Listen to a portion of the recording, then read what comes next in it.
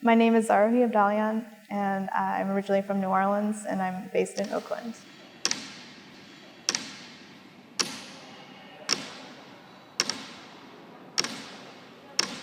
When I began thinking about the project for BAM, I started by spending a lot of time in the space.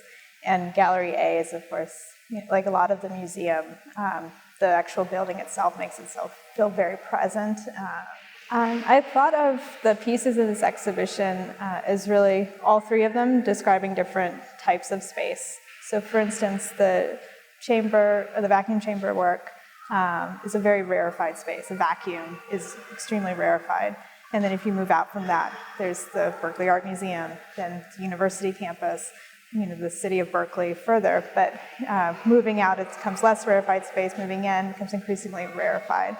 So the space, is really thinking about a specific type of space and using the vacuum chamber as a vitrine, the way you would, put a sculpture, the bell inside is a sculpture inside of a vitrine, and using that, which seems to make sense most in the context of a museum. And then the other work that involves a vitrine and functions similarly is sort of a foil, and there's nothing that's viewed through the black vitrine in each envelope as before.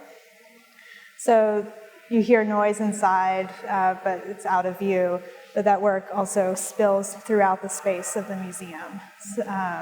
So there's this kind of out-of-sight space, but sound that permeates really all floors of the museum to some extent. The work on the wall, the lyrics of the song that it refers to, "If I Had a Hammer" by Pete Seeger and Lee Hayes, refer to really expansive space. But here you only can infer that in this very, it's a muted work. The piece is mute and sits on the wall. It's meant to be read. In some also wanted to use a space that you'd expect to read text in a museum show.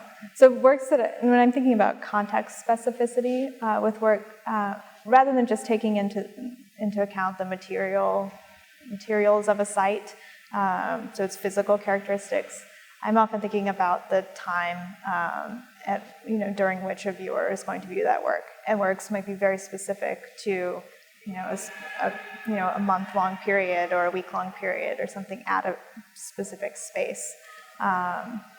So I think that for me that is where the difference between something that's just site-specific and something that's truly context-specific.